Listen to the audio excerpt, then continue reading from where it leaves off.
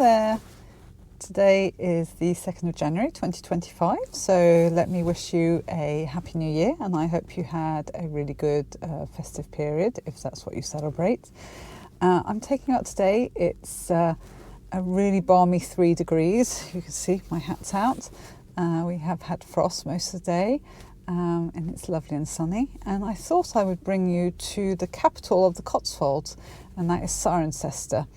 It used to be a Roman town, and there's a Roman amphitheatre here. Well, supposedly there's a Roman amphitheatre, I think it's just a mound.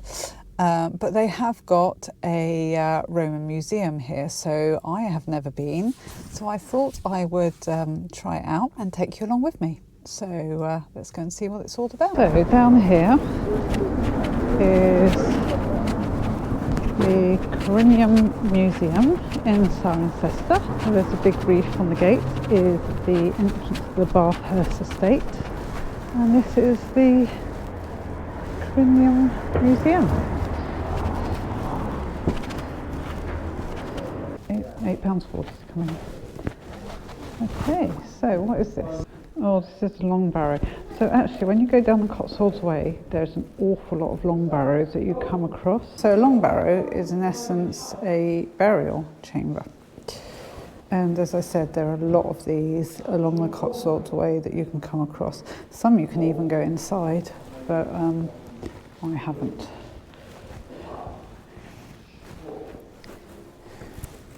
A replica Paleolithic hand axe. Oh, that's quite sharp. So in the Cotswolds, the evidence for the first people comes from the discovery of a small number of hand axes. These were butchery tools made and used around 200,000 years ago, probably by Neanderthals. Modern humans, i.e. Homo sapiens, first appeared in Britain around 40,000 years ago. As I was saying earlier on, there are quite a lot of long barrows in the Cotswolds. So this is a map of the Cotswolds, and all the black dots are long barrows. And you can see where Cirencester is down the bottom.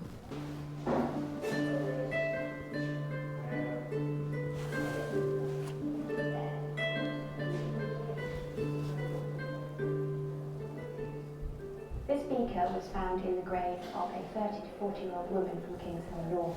This is the first female that we know of. Kings Hill North is a site to the east of Cirencester. The skeleton itself was in really good condition. A portion of the skull had collapsed from the pressure of the backfill of the grave. Other than that. Well, here are coins. The first coins made in the Cotswold date from the 1st century BC. They include gold and silver pieces. They were stamped with images and sometimes carried names of local kings. Inscriptions on coins are the first example of writing in Britain, evidence of the earliest named people living in the Cotswolds. It is not known how these coins were used, but they were probably used as tokens for the exchange of goods and given as gifts. Oh, and then we have the Romans. So General Julius Caesar led 2 campaigns to Britain in 55 and 54 BC. For the majority of Britons, this would have been their first sight of an organised army which must have left an impression. It was almost 100 years before the Romans returned to Britain. By then, some British elites had already built up a relationship with Rome. In 43 AD, Emperor Claudius sent an army of 40,000 men to conquer Britain. The Britons were defeated in 2 major battles. Claudius received the surrender of a number of tribes from across Britain. One of these was probably a local Dobini tribe. Soon after the conquest of Britain, the Roman army established forts and later a road network to help with communication and supplies. The main Roman roads identified in Cirencester are Armin Street, the Fosse Way and Ackman Street. Cirencester it's a military fort. Discovery of tombstones and military equipment suggests that a cavalry unit arrived in Cirencester soon after the conquest. Excavation revealed evidence of a small fort with timber buildings surrounded by 2 earthen banks. The cavalrymen lived in barracks. Up to 4 men shared a room where they slept and stored their armour and weapons. The room was joined to a stable where horses were kept. Soldiers spent large parts of the day training. In their spare time, soldiers would visit the village or vicus that grew up outside the fort. The village attracted traders who sold their goods to the soldiers. And therein lies the birth of Cirencester. These are mosaics from Victoria Road, Cirencester. The fragments of a much larger mosaic pavement was excavated in 1947 from the Locks Timber Yard site in Victoria Road, Cirencester. The mosaic set into the floor of this gallery was found in the Roman townhouse at the Beeches, Cirencester. It comes from the changing rooms of the bathhouse. Okay. And then this here is a hare mosaic. See, that's a hare in the middle. There's the hare. And this virtually complete mosaic was found in the Roman townhouse at the Beeches, Cirencester, and dates to 4th century AD. The hare motif is unique as a centrepiece in Britain. If you look closely, you can see it has used tiny pieces of green glass in the hare's back. Oh yeah, can you see? Up there. Tiny pieces of green glass. That's cool. So all of these columns you can see around the room were all found in Cirencester. So Cirencester was known as Corinium, and it was founded to replace the Iron Age Dobinic Centre at Bagendon. Towns provided a marketplace for the exchange of goods, a convenient way of collecting taxes and supplies, and were used to impart Roman culture. So in 75 AD, the Roman garrison at Corinium had been transferred elsewhere. This reflected the changing military situation in the southwest, the threat from Wales having been removed. The fort buildings and its ramparts were dismantled and ditches filled in. The vicus, or civilian settlement that had built up around the fort, was sufficiently well established to survive. Its population increased and it continued to act as a local market. There you go. This is a street plan as it was. So apparently Corinium was the second largest town in Roman Britain. It has been estimated that it had a population between 10,000 and 20,000, and this compares to modern day Cirencester, which has a population of around 18,000. So this is a representation of what Corinium would have looked like. Here's the amphitheatre. So Corinium had one of the largest amphitheatres in Roman Britain. So what could you see at the amphitheatre in Corinium? Well, you could see gladiatorial combat, bear baiting, animal hunts, boxing and wrestling. It was constructed in the early 2nd century AD. It's estimated to accommodate 8,000 people, and by the 4th century it had fallen into disuse. So this is an artist's impression, I don't know if you can see it with the light reflection, but artist's impression of a townhouse, and I'm assuming that must be its floor.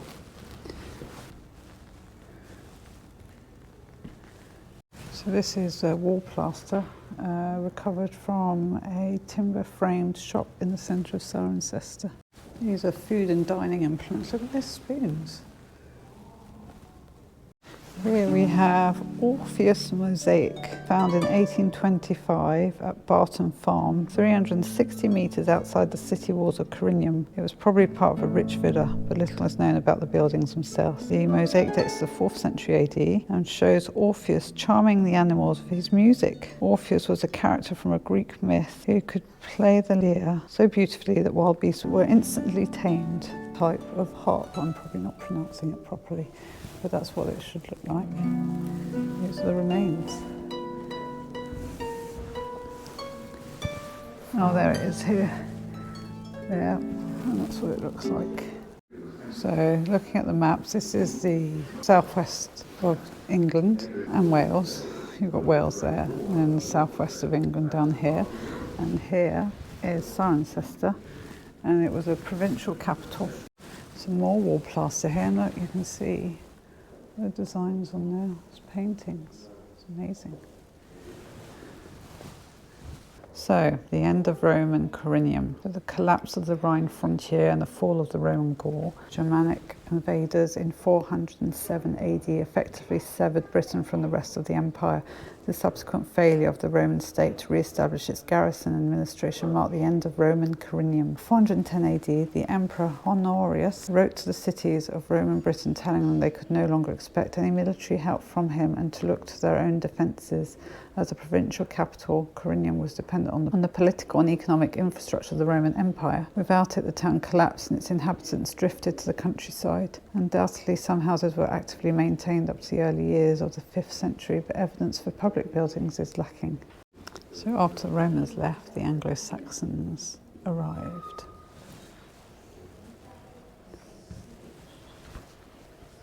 So apparently they were peaceful settlers. Nothing else suggests they weren't, which is in contrast to obviously the Romans arriving. So they've come from the Midlands. So they were recorded as belonging to Weiss, and there seems to have been a sub-kingdom of Saxon Mercia, a much larger kingdom that covered most of the Midlands and stretched up to the Humber in the north. Most archaeological evidence for the Saxons and Cotswolds comes from burials, either in cemeteries or inserted into earlier burrows. So it's not known whether the Saxons drove the native British population out of the Thames Valley or whether they intermarried and lived side by side. So this is a reconstruction of a burial of a woman who was 25 to 30 years old, who's been named Mrs. Getty because of the wealth and number of her grave goods. And her face has actually been forensically reconstructed from the actual skull. So you're looking at what she would have looked like in real life.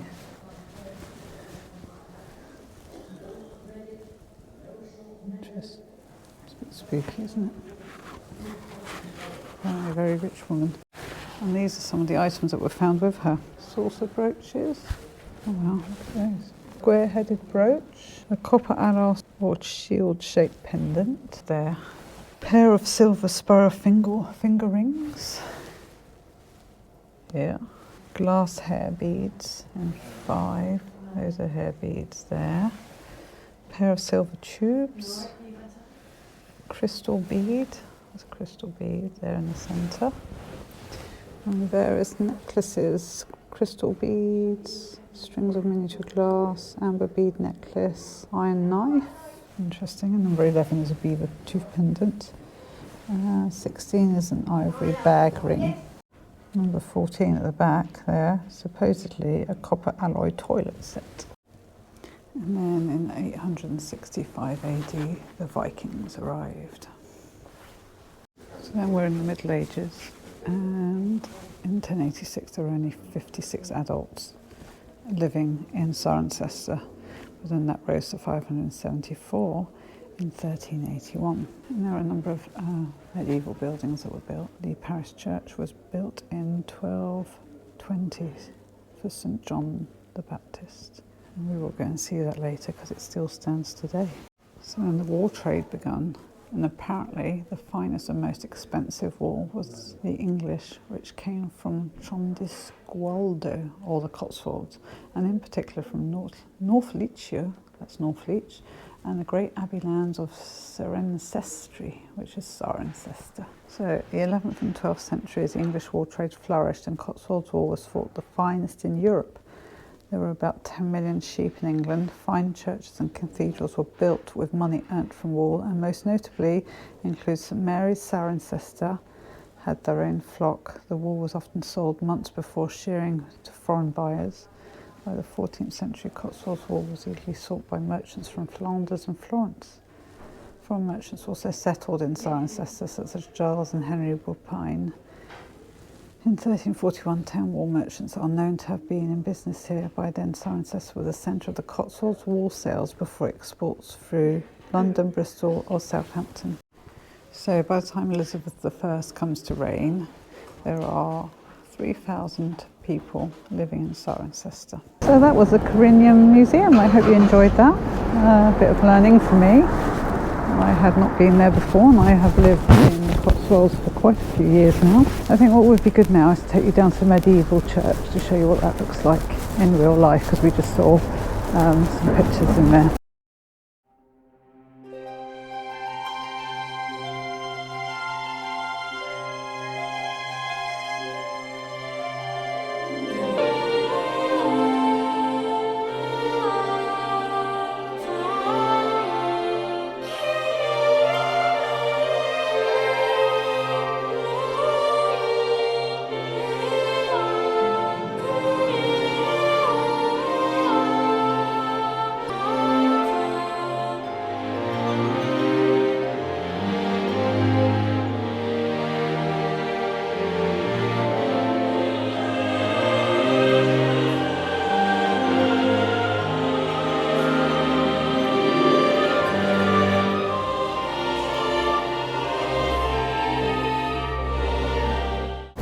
And here it is. So, medieval church, various bits rebuilt over the years. In the winter sun, St John the Baptist of Cirencester. So this was recently cleaned, well, last couple of years. That's why it looks lovely. So they wanted to build some towers, but the ground beneath it would not support them. So that's why there are none. Although saying that, there's one round the side. I don't know if you can, that constitutes a tower. I don't know if you can see up there, there's a statue halfway up. It's St Mary the Virgin and Child. And over the other side, just under the tower here, let's see if we can, let's go back a bit. There should be St John the Baptist. Can you see it yet? I'll just stand across the street a second.